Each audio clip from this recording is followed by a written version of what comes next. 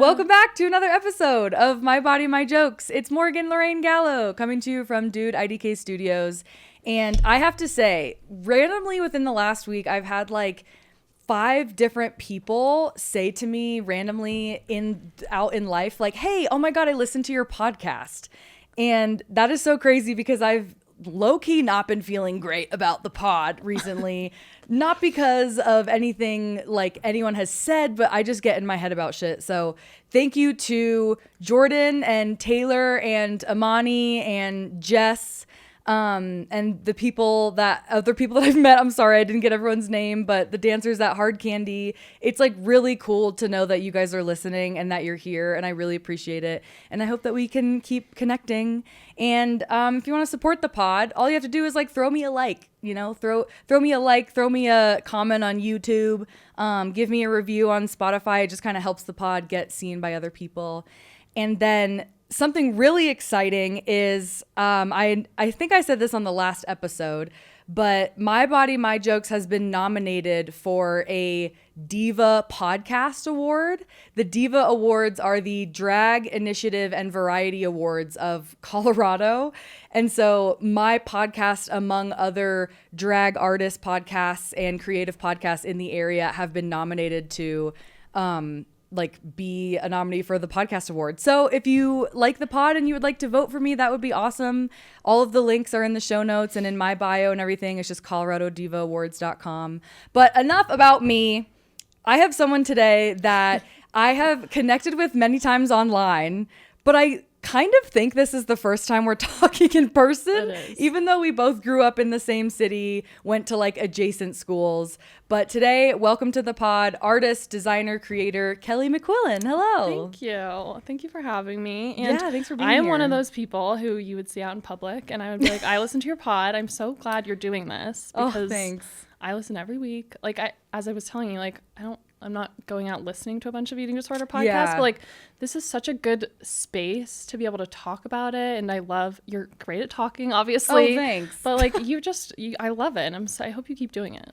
It's so helpful. It's definitely been a journey. Like there are other people I meet online who are either like female comedians or eating disorder recovery advocates. And it's like this weird combination of maybe you work in the performance space and you want to talk about something serious, but people don't really like talking about it. Yeah. I always joke that like comedians are allowed to joke about sobriety and like, oh, I've been off drugs for 5 years, and people like clap and they're like, wow, hero.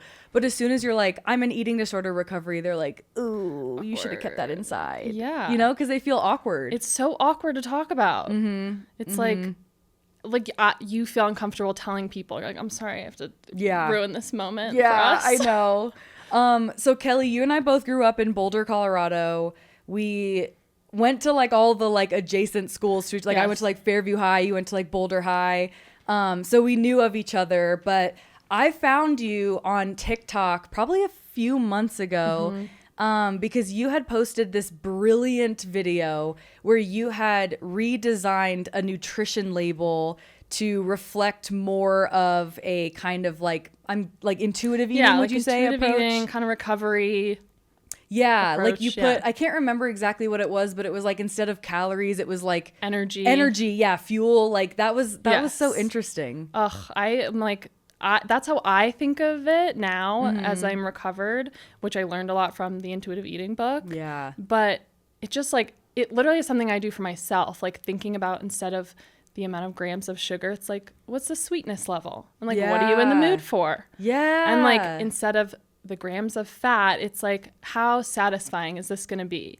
And then you can like gauge what you want to eat based on that. And it's just mentally so much better to think about that way instead of like, nutrition facts are like so triggering for me for so long. Yeah. Like literally the word calories, I'm like freeze up. Well, it's used like as the metric system for diet culture. Like that's all we talk about in diet culture is like calories, fat grams, macros, carbs, whatever. So it's kind of hard not to look at a nutrition label and be like, oh yeah, these are all the things I'm putting in my body and it's quote unquote bad or I whatever. know. It's like, who made calories bad? That's literally energy. You need that. Yeah, yeah. You literally need that to live your day. Yeah, that's so weird. But you are like a graphic designer. Yes. So it looked really cool. Like it looked like a legit label. Like it looked awesome. It wasn't like you were just, I'm going to go in Canva and change the numbers because that's what I would have done. Real Adobe programs. Love it. Were used. That was so cool. So, you're on the pod because I know that you've talked about your recovery online before. How many years are you into recovery? 12. Wow. Yeah. Okay. Happened. So way ahead of me. I know, but Oh my but God. ours happened around. They started around the same time. Yeah, Actually, for mine was sure. maybe a little bit later after yours because you just started at like 13. Right? Yeah, I was so young. Yeah, mine was like 16. Okay. Yeah. Yeah. So yeah, I'm like 12 years into it, but I feel like it happened in like 3 chunks. oh, So okay. fully recovered, I would say I'm like 2.5, 3 years. Wow. Okay. That Which makes is- sense. They yeah. say like 10 years, 10 years is kind of like the baseline. Really? Well, that's what my nutritionist, I asked her yesterday. I was like, when is it going to get better? And she's like, honestly, most people feel pretty stable after like 5 years, but like full recovery, like full mental body image, everything is usually 10 years. I know, That isn't is that so crazy? intimidating. I thought it was less than that. No, I was under the impression, like, when I went to treatment, I was like, okay, this is like, going to be a quick little one and done, like 1 year. 30 days and I'm out. And here I am 12 years later, and I'm like, now I'm 100% fine. Yeah. But even like 8 years later, I was like, wow, we're really still in this. Yeah. And I like that's was not so expecting wild. that. So that's interesting that it actually, that's like a known thing. It takes that long. Right. I didn't Yeah. know that. I'm super interested to get into your recovery journey and kind of dive into like what is recovery. I think a lot of people have been like hearing that word, or even just the listeners have been hearing that and may not totally know what it is. But first, I have to ask you the cardinal question that everyone gets asked on this podcast. What is your current relationship with your body? Oh, yes. Okay. Okay. I was trying to think of this because I'm like, I would say very body positive, but it's not like I'm going around like, I love my body. Right. And like, it's more like it's so irrelevant. Like it's I like body that. irrelevant. Like I don't think about it anymore. Kind of like neutrality, maybe? I guess, but maybe more in a positive light. Like it's just like, I'm at the point in recovery where I don't have to be like, I love my body so much. We're doing Right. great today to feel that. Like it's sort of, it doesn't affect my day. It doesn't affect my life, my love mental that. health. Yeah. It's like, it just doesn't, it's not a big part of how I view my worth or like my beauty or anything. It's just like, I don't even think about it anymore. So Wow. it's, like, it's That's nice. a great answer. Really nice to be honestly. past the, like, it's not, yeah, it's like not positive or negative. It's just like, I don't even care. Yeah. Yeah. How long have you been in that space? Since intuitive eating. So that's like that was like that 2.5, 3 year ago mark where I'm like, that pushed me to like the full recovery that I like never even thought you could get to. Yeah, that book is wild, isn't it? God, it's the best book ever. It's Yeah. literally my Bible. Yeah. So you didn't read that until you were already into recovery for a while? Right. I read that. Oh, wow. I read that about 10 years after treatment. Did anyone in treatment ever mention the book to you? Not in treatment. I had someone mention, I had like people or maybe 2 therapists, like kind of one-off mention it. Like, you should maybe read this book. Yeah.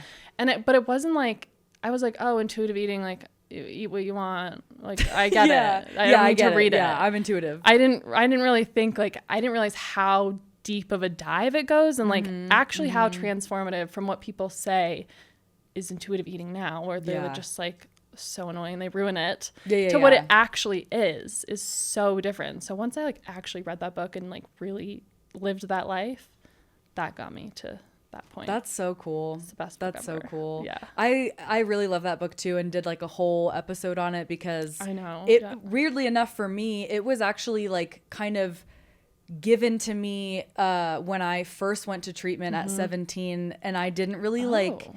because I really struggled with meal plans. I really struggled with exchanges. Like, it just made me feel like I was on another diet. Okay. And so my therapist had recommended the book, and I think I had it, like I had a copy of it, but I was so resistant to reading it for years Yeah. because I really Why? wanted to hold on to my eating disorder. Yes, And that then it makes wasn't until a few years later I read it, and I was like, oh wow, this is like so transformative. And then I just kept slipping back into the disorder. But now I feel like, oh, I actually understand and value what it's saying. I know. I'm like curious if I don't think it would have worked the first time. Right. When I was like, there's so many other things you have to do before that almost. And like, you have to actually learn how to like re-eat, and your body has to get back to normal before you can be like, okay, what actually are my hunger cues? Like, it takes a while to get there. Exactly. And then you have to deal with like all of the emotional stuff that you went through to get to that point. Oops.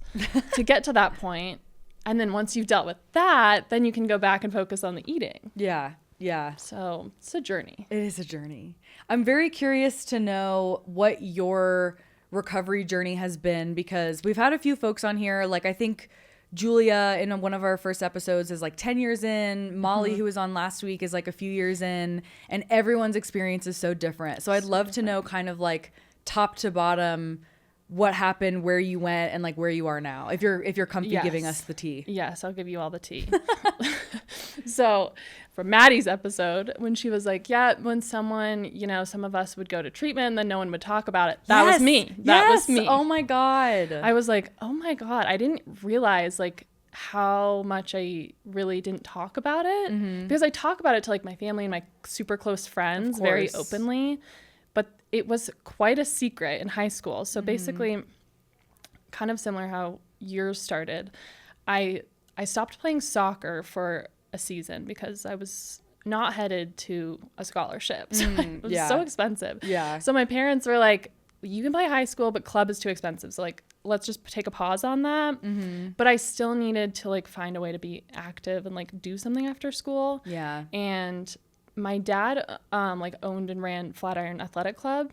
Oh, no way. Yeah. So oh my God. So he was working at the gym all the time. My mom was a personal trainer. Oh, wow, dude. Yeah. So our third place, like literally was the gym. I also worked at the gym. Like it was just, it's also a bigger club where there's like, you know, you can like go play basketball and go to the pool. It was huge. And like, it's not just like a workout gym. Like, so we would spend all of our time there. Wow. So I would just go there every day after school. But I was 16. I made a conscious decision to like start a diet and like commit to wanting to lose weight. For some reason, I had no weight to lose. Yeah, it was just that's like interesting. What 17 magazine was telling us to do. Right. Yeah. Get abs before like summer starts or whatever. Summer bod. Yeah. So I was just like, okay, I'm going to eat healthy and I'm going to exercise, and that's all I'm going to do. And so I started doing that, and then it just snowballed so fast into like full blown anorexia, like completely out of my control. Like like the only way I can describe it is in Stranger Things, like when Will gets like taken by the darkness. I'm like, that is what happened to me. Honestly, I can relate. That the darkness takes over you. Yes. Like it was not me in my body. It was like, it was so weird. I felt like almost it was like not multiple personalities, but like this other thing had complete control of me and like my decisions and everything. And so it just like blew completely out of control. And I had a Tumblr at the... Oh my God. Dude, that website was so fun and so toxic. So bad. There was actual like thinspo on there. Not only that, but there was low-key like porn, and we were all teenagers. Like, this is so edgy. Like, I'm gonna repost this with a Wiz Khalifa song. It was, oh God. Yep. So I had a Tumblr, and I was like posting, like the whole time I just thought I was being healthy and fit. Like I didn't think I was in any way restricting even. Like I just thought I was like eating healthy. Yeah. So I was posting these photos of me, and I started getting followers, and I literally had like messages every single day. What are you eating? What are your, like, what's your workout routine? I had like an FAQ page, like literally 16-year-old after school, like going on like, this is what I eat. And of course it's all so unhealthy. Like, well, but I didn't think it was unhealthy. Like I was like, you know, work out, lift weights, like eat the lean meats, whatever, like what magazines tell you to do. Right. And after a while, the messages started getting like, you look terrifying. You look so skinny. You look sick. You look anorexic.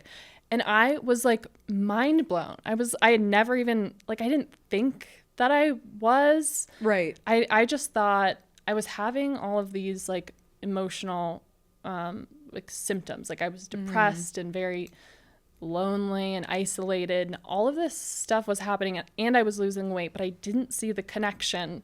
Yeah. That like this was happening because of this. I just thought like I'm going through something. I'm depressed. I'm a teenager. I didn't make the connection there. So it never even like crossed my mind that I would have an eating disorder.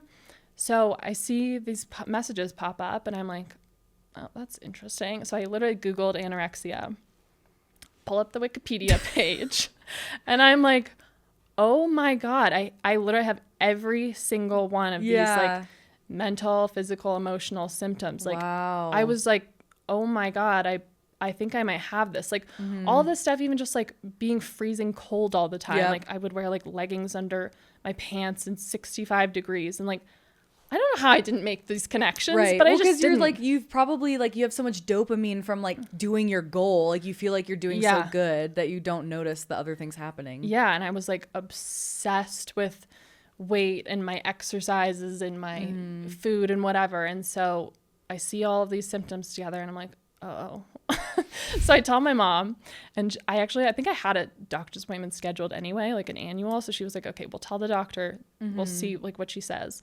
So I go to the doctor. She's like, yeah, you've definitely lost a lot of weight. And from what you're telling me, you're like very depressed and like this feels out of your control. So I want you to go down to the Children's Hospital in Denver because they have a whole eating disorder unit there. Yeah. And she said they like know a lot more about this. So they will give you like a full evaluation.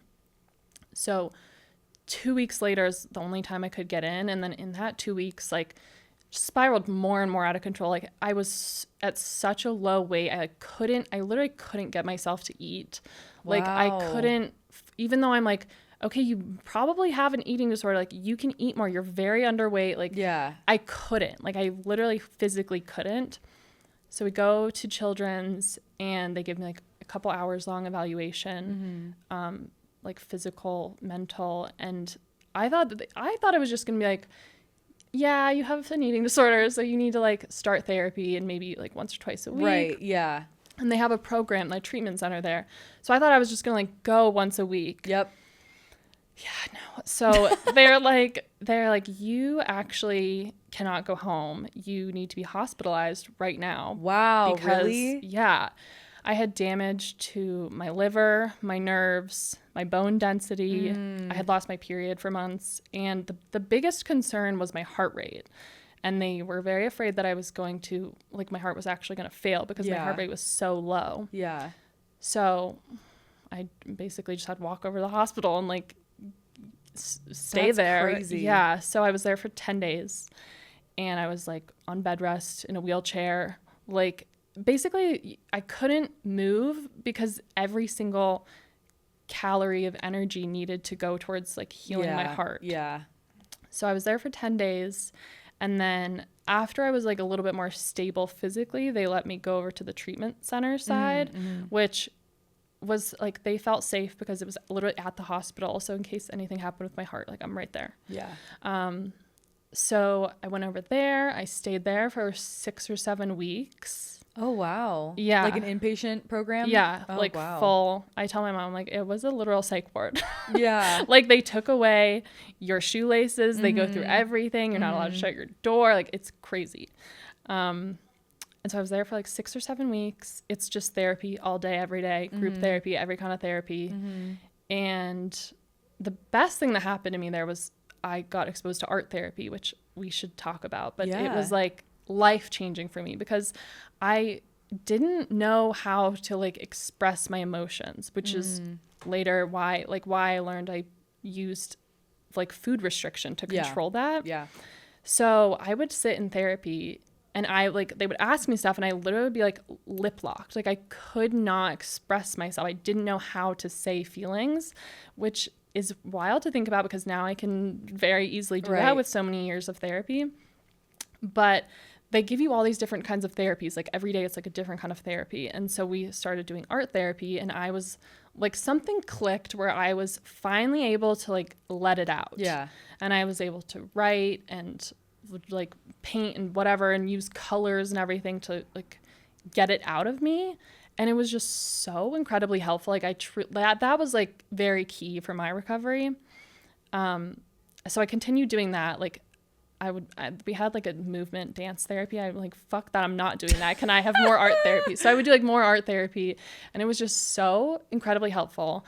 And the therapists there are amazing. So that was like obviously so helpful. They got me back to like eating and being able to do that. And then I kept going back and stayed in therapy for like the rest of my junior and senior year of high school. And my mom was just fully in charge of like my whole meal plan, which I'm like, I don't know how people do this as adults. Like I can't imagine. Like my mom basically gave me every single meal and was like, you have to eat this or else. Wow. And what did that feel like? Oh, I got in so many fights about it. So many fights. I'd be like, you're not my doctor. And then like she would have to go tell my therapist. And then like in treatment, if you don't eat, you have to boost, which is like that calorie dense. It's almost like a Ensure, but worse. Yeah. So if you don't finish your meal, you have to do like 150% of the meal of that. Gosh, I forgot about that. And if you don't drink that, then you get a feeding tube. So like there are consequences. So, but overall, like I'm so thankful she did that, because I would not have been able to make any of those decisions. Like I don't know how people do it as adults. Like having to be like, yes, I'm going to choose, like when you're fresh in recovery, being like, I'm going to eat this pizza and this cookie for lunch, and like I'm going to get through it. And I don't know how anyone does that. Like I have so much empathy for adults going through it on their own. It's definitely a very solo sport. Which is so hard. So I'm very grateful that I was like young almost, that I had all that you kind of support. had someone that was like, I'm gonna do part of this for you, so that you can just like continue to grow up and like be a kid. Exactly. So that was like the biggest chunk of recovery. And then I went to college, and then my senior year I went through a breakup that just like devastated me. And then I relapsed into my ED because I realized like, oh, I guess I hadn't really dealt with any sad, dark feelings since then. And then I realized like, oh, this is actually my coping mechanism. Like for sure. This is what I do when I'm upset. I restrict food, and I'm just like, I'm gonna focus on myself. Again, I always think it's like healthy. I'm like, I'm just gonna work out. Because it's very like wellness coded. Like to think that if I'm restricting, if I'm like having this really strict workout plan, it's like discipline, never give up. It makes you feel like you are doing something good. Right. And so that just sent me into another spiral. I moved to LA after college, which like kind of got me out of the funk, which thank God, because I was just like in sunshine. I had new friends. I was like going out. I was which happy is ironic because LA again. is like crazy. Crazy. But my group of friends there was actually the complete, like very like great relationships with food. Good. Not anything like triggering at all. Good. Quite the opposite. Like they'd be like, let's have cookies for breakfast. So it got me out of it. And then, once you're out of it and you lose that control of the restriction, that's when you start to spiral again. And I was like, okay, I need to find an eating disorder therapist. Like I got to deal with this. So I found one in LA, and this was the first time that she actually helped me dive deep into like the root cause instead of like treatment was so much about like actually dealing with the eating like practices, just like getting you healthy again. Right.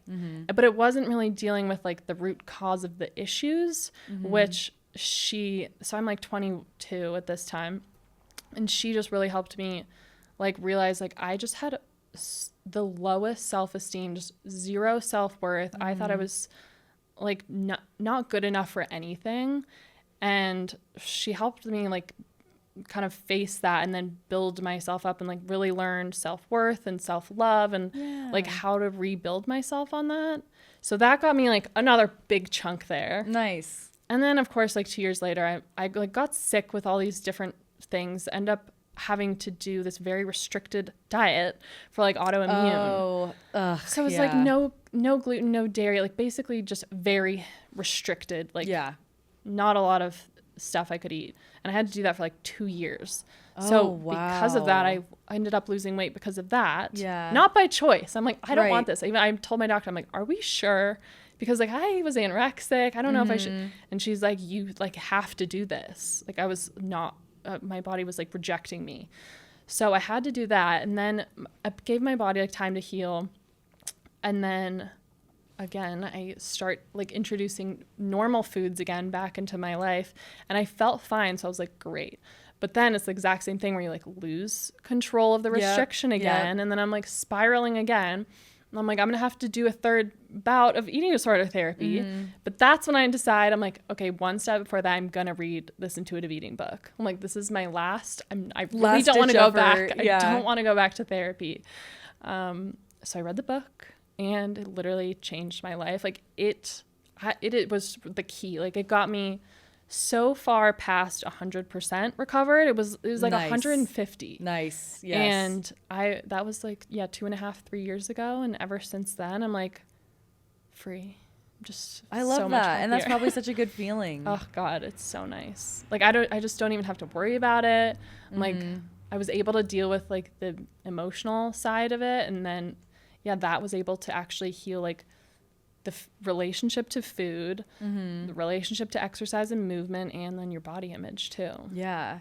It's funny because I think for people who haven't read the book, like it might seem on the outside like, oh, intuitive eating, it's a whole book about like following your cravings. Right. And it's really a book about like the systematic diet culture that has like permeated every sector of our society. Like it's not just like health and wellness. It's like what you see in movies, what's represented online, like how you buy clothing, how you put your makeup on, like even just like the people in your community. It really like highlights how so many of us operate on this diet culture scale. And it really points out using a ton of research, which I really appreciated, because it's like, it's not just like talking out of their ass. Right. Like there's all this research about like the Minnesota starvation experiment and like what happens when people actually are on this amount of calories for this amount of time, and what are the rebound rates for diets. And it like completely dismantles the structure that has been like built in your head. Yes. It's a great book. And like all of this stuff, you don't even realize you're like living with these thoughts in your brain. Like you never realized they were planted there just because of society and diet culture. Yeah. And like it sort of exposes them and then allows you to be like, wait, I don't want to live with that thought process anymore. Yeah. It's The thing just I the really best. appreciate about the book too, now that I'm like in recovery, is the O word, right? Like the obesity. And we grow up and like we're always told like obesity is bad, and if you're obese you will die, and the BMI and blah blah blah. And it's like this really fear-mongering word, and we're always talking about like, oh, the obesity epidemic, there's fucking, I don't know, millions of Americans dying of heart disease. And intuitive eating kind of takes that and like flips it on its head and is like, who came up with the term obesity? Why was it coined? Why did the BMI become something? Who invented that? And like, why did obesity start becoming something to classify people as to make more money for the insurance companies? Right. And obviously like there's a correlation between, what you eat, what you put in your body, how you move, and health. That's not like everyone knows that, but it's not what we think it is. Our bodies are so much smarter than we give them credit for. Yes. Something I wanted to ask you, because I feel like we're on such different sides of the spectrum, right? Like I really struggled with like binging and restricting, and kind of like not the categorically like binge eating disorder, but like the almost like that weird combination that a lot of people have, which is like the binge restrict cycle. Yes. And then you were kind of on just like that one side of like being anorexic. What do you feel like is the biggest misconception about being anorexic, or even like recovering from that? Yes. Okay. So, well, the first thing I think now compared to 12 years ago, now so many people like it's a lot more almost orthorexic, where people are very just focused on their health and wellness, and they use that as a way to restrict themselves and like think it's okay.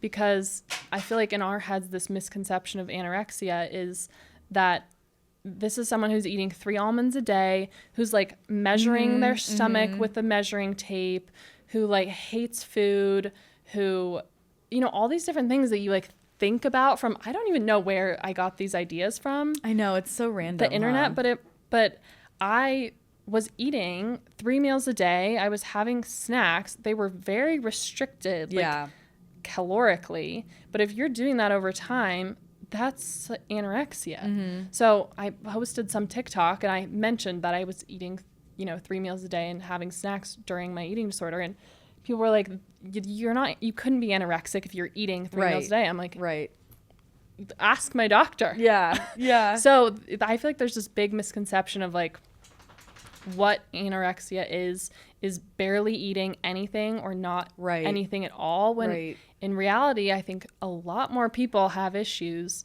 that could be dealt with when they're just like very hyper focus obsessed on health and wellness, and they're keeping their body weight very low and restricting to keep it at this low weight. Right. But they don't think it's an issue because they're like, well, I'm still eating. I'm just eating really healthy. Yep.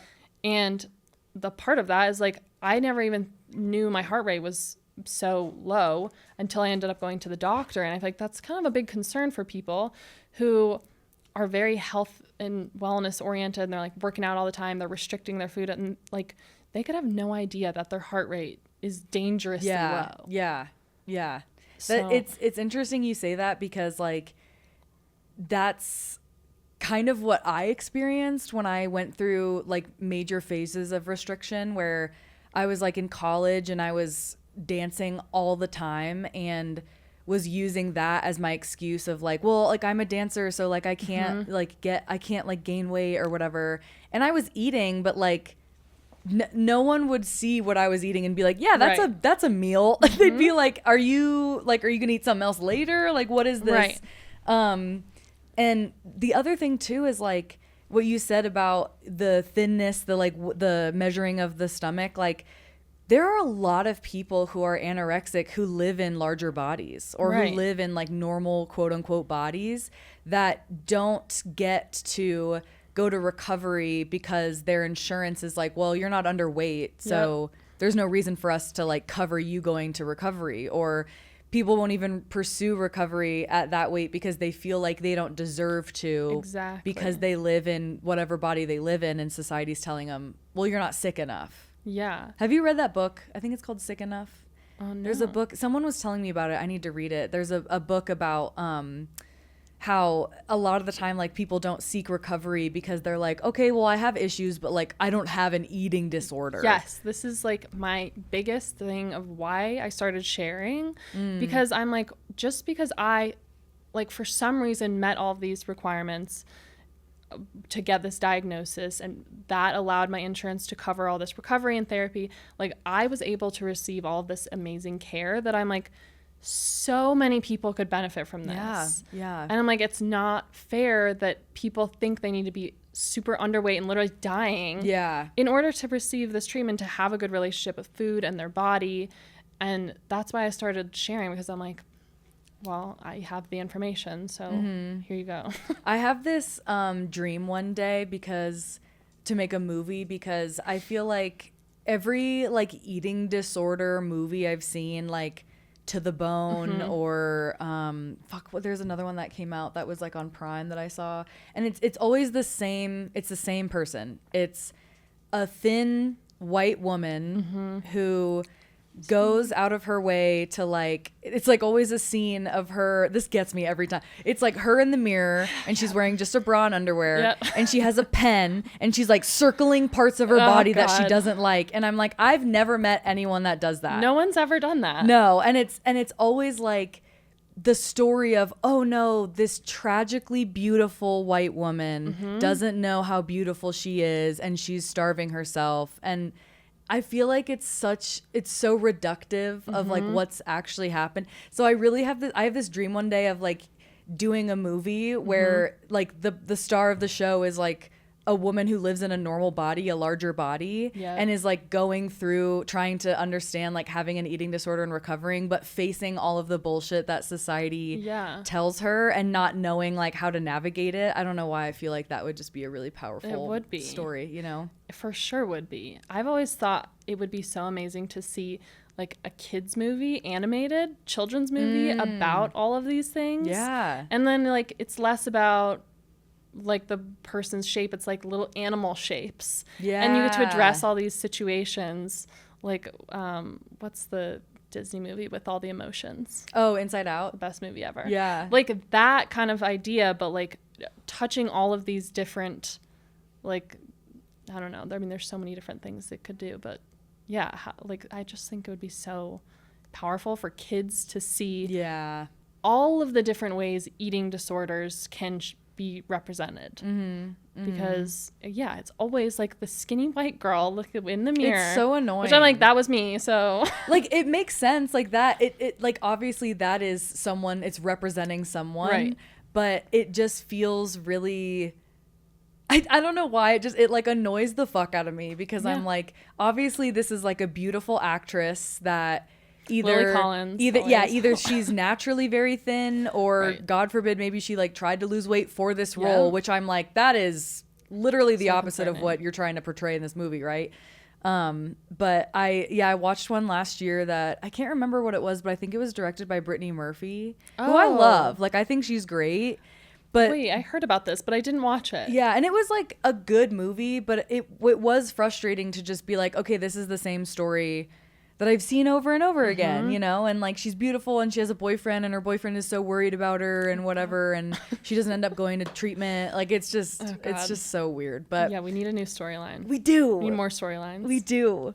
So what point did you get to where you felt comfortable starting to share online about this experience? I started sharing last year because I was like, it was very random. I woke up like having extreme like anxiety, racing thoughts, like insomnia for like 2 weeks straight. And I never have sleeping problems. And it was just out of the blue last year. And I was waking up every single day or night at the same time. Oh, weird. Like spinning about just everything that I've like learned from all of my recovery and all of that. Because at that point I was like a year and a half into intuitive eating, so I like felt very recovered. It was I don't know what it was. It was something telling me like I feel like I should get this out of me because it's like stuck in my head and in my body, and like I just need to get it out. So my therapist was like, why don't you like write it all down? Just break down every single thing that you've ever experienced and learned from all of this therapy and everything. So I wrote it all down, like I just wrote 15 pages just like that. Wow. And I was like, cool. Something is telling me to like to share this with people, mainly because I'm like, there's so many people that don't have actual diagnosed eating disorders that would benefit so much from all of this information. Like I have so many friends that I talk about this with who have never been diagnosed with an eating disorder, wouldn't even say they come close to this. Yet they have very complicated relationships with food and their body. And they like tell me all the time that like learning about all this stuff through me has really helped them. Oh, that's awesome. It's so nice. So I'm like, we got to share the love. Yeah, we got to talk about it. Yeah. You know what's funny is I was inspired by Maddie. Aww. Shout out Maddie Mayfield. I love you, Maddie. I love you. She, I reconnected with her like when I moved back to Denver, and I can't remember how. I think maybe I just like found her online and she was doing her Mindful Maddie workshops and she had a podcast and she was talking about like her journey through like loving herself and finding that body neutrality and understanding like, you know, our menstrual cycles and how that affects us and the seasons and what our body does like throughout the year. And I just felt like, oh, wow, this is like really what I have always wanted to talk about. I just never had the guts to really admit that I not only had an eating disorder, but that like I didn't have one of the like quote unquote glamorous ones. Like I wasn't a bulimic, I wasn't anorexic. It was like, no, I like binge eat and I like restrict and I like, it's like not, it's not represented as like a girly eating disorder. I don't know if that makes any sense. No, it's but you know 100%. What I mean? Like there's, it's almost like even in sometimes the recovery world, there's this idea that like restriction is like the better behavior, like compared to binging. And it's something that everyone I think is like trying to dismantle. I saw this creator that I follow who's an eating disorder recovery advocate kind of like post a whole post about it, about how like there's all these misconceptions of how even like ARFID, that's like a valid eating disorder, and it has it's like a restrictive eating disorder that I think has to do more with like taste, texture. Yeah. Someone had that in treatment. Yeah. Like there were so many different. I don't know what it stands for. Yeah, it's like when you're so picky. Yeah. Oh my God. Now I have to look it up because I want to know what it is. Yeah. ARFID? Yeah. When I was in treatment, it was quite eye-opening to see. Oh, yeah. What does it say? Avoidant restrictive food intake disorder. Yeah. Yeah. It was like very interesting to see. Like it was not just anorexic or bulimic. It was like this person would do these behaviors because of this, or this person would do some binging, purging, restriction because of like God or their dad. Or like because someone said something. Like there was just, it's like such a spectrum. It's not like these three things. Yeah. And now, especially with like wellness culture, the orthorexia is like new but very abundant because the obsession with eating clean, or I don't know, like avoiding seed oils or whatever the fuck is like this new thing. I don't know. Yep. The episode that I did last week that came out today is like the wellness to alt-right pipeline. I'm so excited to listen to that. I'm like, oh my God, I have friends like this. Oh, I went into it because it's so annoying. It's like, how do you go from wanting to like get healthy to being like anti-vax and thinking the government's gonna like kill you in your sleep? I don't understand it, but it's a good thing I don't understand it.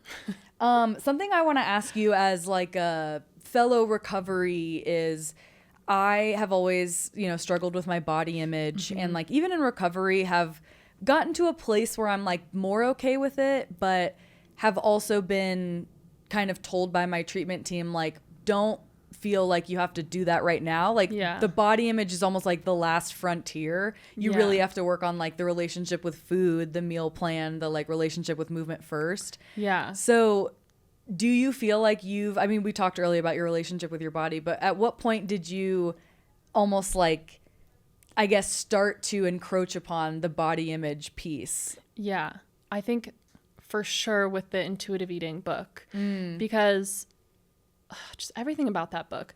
One, the comparison to like your shoe size. Oh, they talk about like, you have to accept your genetic blueprint. Yes. And if you're a size 9 shoe and you spend your entire life trying to fit into a size 7 shoe, like you're going to drive yourself crazy. And that just like slapped me in the face. I'm like, I have been trying to do this my entire life. Yeah. Like my body will never be that super stick skinny. No, I'm never going to be healthy doing that. Right. So it's like really accepting that, like what they say in therapy, like radical acceptance, where you're just like, this is what it is, period. I'm never looking back. Yep. Never trying to be that ever again. I think that was extremely helpful. And then like the concept of intuitive eating, where you're really turning inwards to listen to your own body for like your hunger cues, your movement cues, that puts like this trust into your own self that I think helps develop like this self-love and self-respect, that you're like, my body knows where it wants to be and it knows where it's going to be happiest, where I'm going to feel best. I think that was very helpful. And then I do feel like developing your personal style is a very like fun, different way to learn to love your body and yourself and like your appearance, because I feel like it's not based on your body shape, but finding like what you feel confident in, what you like express yourself and feel best in, what colors you look good in, like what you really feel happy in, is such a happy, like different way to learn to love how you look, instead of like, my stomach looks like this in this shirt, so I'm gonna wear it or not. Right. It's like, this outfit feels so me and I feel so confident in it. And that was like another like almost like side door in to loving my appearance. And then I also do think when I'm working out, I never work out in front of a mirror. Like I stopped doing that, and that is so beneficial, because I don't know, whoever thought of like, why do you need to be staring in a mirror while you're working out? It is weird, huh? Like looking at your body shape, and like most of the time you're staring, you're being like, I have rolls like while I'm doing these crunches, and it's like, of course you have rolls when you're doing crunches. Yeah. So like it kind of shifted the concept of movement. Like now I literally go in a corner, like face a wall, and I'll do a workout to focus on how I feel and how it makes me feel, instead of like working out because I want my like body to look a certain way. Yeah. If that makes sense. Yeah, absolutely. I love the style piece because you are very stylish, and I wanted to ask you like, there's kind of like, I don't know if it's like a trend, but I feel like I see a lot online right now how a lot of women are kind of being like, you know what, I'm not dressing to be skinny anymore. Like I'm not dressing to flatter my body. Yeah. Because we're kind of told growing up, like, if you have a pear shape, you should wear a peplum top. If you're an apple shape, you should wear a square top or whatever. Right. Do you feel like you've gotten to that place where you're like, I'm not dressing to flatter myself, I'm dressing to like be cute or feel good? Yeah. No, I definitely don't.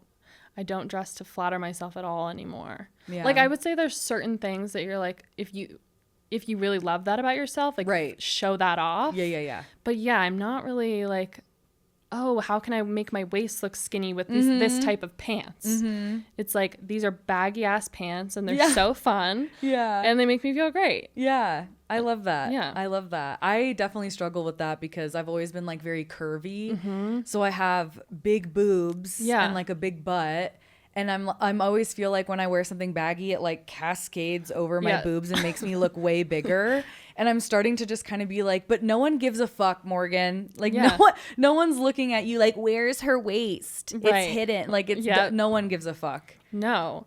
And like, especially I've noticed this recently, like with workout clothes, like the matching set trend, I fucking hate. Really? Yes. Okay, tell me why. I don't want to be in tight clothes at the gym. Oh, and yeah. Like, I'm just get like, that. I would just want to be comfortable. Like, when did we stop wearing a loose short and a t-shirt? Yeah. Like, can we make that cute again? Yeah, like the Adidas shorts. Yes. Like, I want to wear shorts and like a cool shirt. Yep. And I don't want to have to like have my entire body outlined and show my stomach when I'm working out. Yeah. It's such a both and thing because I know that some girls feel like that's what gives them confidence is wearing something cute. And then I'm kind of like the other side where when I go to dance, I always feel like the uggo in the room because I like to wear like baggy stuff when I dance because it makes me feel like I can move more. Whereas when I'm wearing like tight stuff, I don't know why. I feel like I'm in ballet class again and I just want to, I hate it. But then there are like girls who are wearing like a bikini top and like little shorts and heels. And I'm like, go off, queen. But that could never be me. Couldn't be me. Could not be me. It was me for so long. But I have such a memory of like freshman year of, I think, college. And like, that's when people started wearing like leggings to work out. And I just remember being like, wait, aren't you so fucking hot? So hot and those are so tight on you. Like, isn't that so uncomfortable? And now I forget that leggings weren't really a thing until thing. we were like teenagers or really even late teenagers. Like college. Yeah, I remember one time I tried to wear leggings to school and my mom was like, those aren't pants. What are you doing? You can't wear that. Yep. That's so funny. Yeah, I didn't even think about that. I know. Whereas now like there are elementary school girls who have a phone and like know how to do a skincare routine and have Lululemons. That's so sad. That's not insane. Okay. They need their ugly, awkward face. I know. I need you to put on blue eyeshadow. Yes. And I need you to go to Claire's and get a piercing that's going to get infected. Oh, yeah. And I need you so many. Yeah. I need you to post an overexposed photo on Instagram. Yes. We all have to go through it. I'm sorry. Like the gaucho phase. They don't get that. Dude, a fleece pant. No one understands the power of the gauchos. The like, it's like tight on your hips and then just flow, just nowhere else in like a ethnic pattern. Yes. Like, just a bunch of little white girls wearing like camo gauchos or ones that look like you bought them in Mexico and you definitely should not be wearing them. Yep. And like a tunic. Remember the tunics? Yes. God, the long necklaces. Bring it back. Bring it back. I want to look business casual at the club again. You know? I still do. Yeah. Wear a blazer all day. Oh yeah, it's cute now. It's cute. Okay, so the last thing I kind of wanted to ask you before we land this plane is a little bit more about like that art therapy piece. And did that kind of inspire you to go into graphic design and how do you use art therapy now? Yes, that is like the whole it like pointed me on the direction of my whole career now, which is crazy. I really like never did art before art therapy. So it really like got me into that. And then, so when like, I'm trying to think of exactly what we did. So every Friday it would be 5 hours of art therapy. Wow. Yes. And what, for those of us who don't know, what is art therapy? So there's like all different kinds, but for this, because it was a group therapy situation, so they had this massive room in the hospital. It was just like, imagine an amazing art room, like just filled with art supplies, anything you could possibly imagine. And you had this art journal, like just a spiral notebook, and you just created pages, like doing literally whatever you wanted. Like sometimes there would be maybe like prompts or like make a couple pages about this experience, or like maybe it would be like make a couple pages about what your future could look like fully recovered. And you could just go off and do whatever. Like everyone's would be so different. So you would spend hours, like it was just like full like flow mode where time just flies by. And I loved it so much. So it got you to just like think about all these different things, process all these different things in different ways through like colors and pictures. There was a lot of collaging or like painting, writing, poetry stuff. And then there would be like in my one-on-one sessions, it would be like over here on this side, draw, like express how you were feeling in the like darkest parts of your eating disorder before you got to treatment. Like, what does that visually look like? And imagine it would be like a lot of black, gray, and red. And like maybe there would be some phrases in there, maybe some like just specific things that stood out. And then it'd be like, imagine like the same thing. Imagine your life like fully recovered. What could it look like? And it's like this beautiful, like full of colors, and like it just helps you see like reflecting on my life in color was like, oh wow, that was a lot of like black and gray over here. Yeah. And then like thinking of, oh wow, like life could be so colorful and amazing. For some reason, being able to express through color worked for me. Yeah, that's great. And then so there was like all these art journals. I continued doing these art journals like after I left treatment. I had like, it's what I would do after school every single day. I would just like, I don't know. I was able to express all my feelings. Just like going back to school was very weird and interesting. So then I would just, cause I would only go to therapy like once or twice a week, but it was almost like what I could do every day to like deal with the day. And I would make a page about it. It's sort of like collage-y, like, I don't know, I guess, yeah. And then now how I do that, I actually started junk journaling recently. Cool. Which I feel, and it started as more of like a travel journal, but then it felt so similar to what I was doing back in treatment that it is also a way of like processing what you're going through in a creative way. Oh, that's so cool. Yeah, but it did get me into art after treatment. I was like, started taking art classes, and then I had no idea what graphic design was. I literally applied to college with like a bunch of drawings. Had no idea what design was. I was like, I guess I'll learn. So then I learned, and that's great. That's cool. That's a very cool journey to go on. Yeah, I'm so grateful for that. Yeah. And everything that you've done that I've like seen on your website, on your socials, is like so professional and cool and very clean and like fun looking. I love it. I love it so much. It's fun. It's like I just get to color for my job. Yeah, that's fucking sick, dude. Big fan of performance jobs. Big fan of you get to do something and people give you money for it. It's great. It's a great time. So I have an affirmation board that you know about. Are you writing on it? And yes, I'm going to let you choose. We have a little bucket with all of our Sharpies in it. And so I created this board when I first started the podcast. It's a little beat up now, but it says My Body, My Affirmations. Love it. And I have everyone sign it with their favorite affirmation, their favorite quote, to kind of leave us a little piece of wisdom after they do their episode. This is so cute. Okay, mine is like, it's a Brene Brown.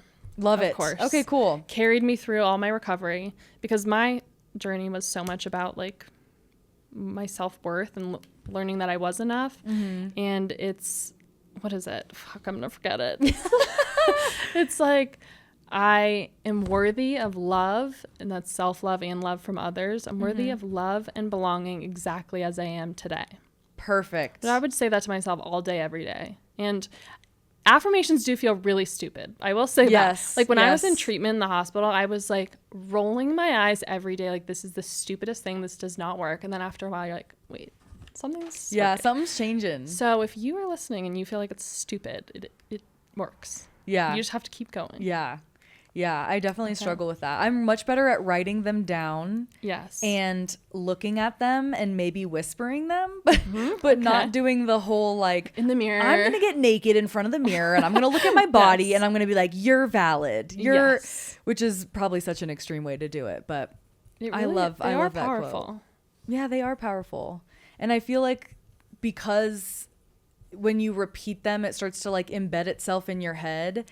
Yes. It's almost like it becomes a default thought. So if you go through something particularly upsetting, your brain might like automatically choose that pathway to go back to the affirmation. Yes. And you're like, oh shit, I guess it does work. It does. Yeah. Like if I remember this one therapy session I had when I was like that second period of recovery, when I was like really diving into my self-worth stuff, and I was like obsessed with this boy. I had a crush on this boy. But I was like, why would he ever have any interest in me? Like, I'm disgusting. And I just remember breaking down crying. Like, I just felt so horrible about myself. I'm like, if I can come back from that full recovery, all of you can. Absolutely. Affirmations helped. Absolutely. I love that. Yeah. Well, thank you so much for being here, Thank you Kelley. for having This was me. awesome. So fun. Where can everyone find you? Kelley McQuillen. That's with an EY. MCQUILLEN.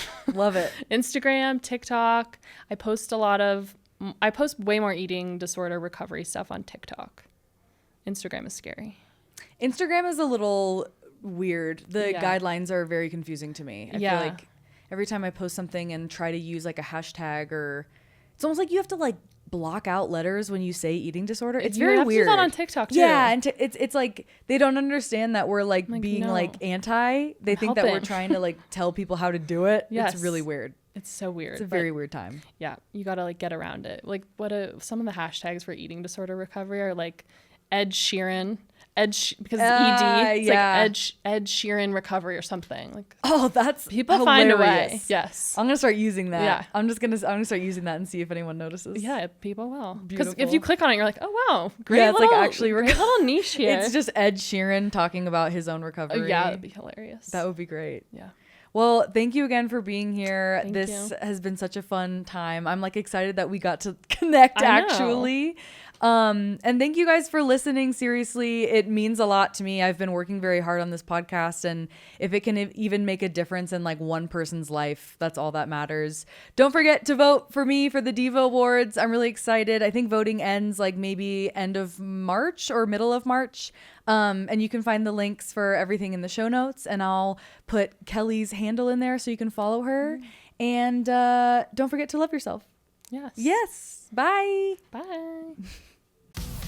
Thank you so much for listening to My Body, My Jokes. Please be advised that the information provided in this podcast is for general discussion purposes only and should not be considered medical advice. Always, always, always seek the advice of a qualified healthcare professional with any concerns you might have regarding the topics discussed in today's episode. Also, if you or someone you know is struggling with an eating disorder, please call the National Eating Disorders Association helpline at 1-800-931-2237. Bye.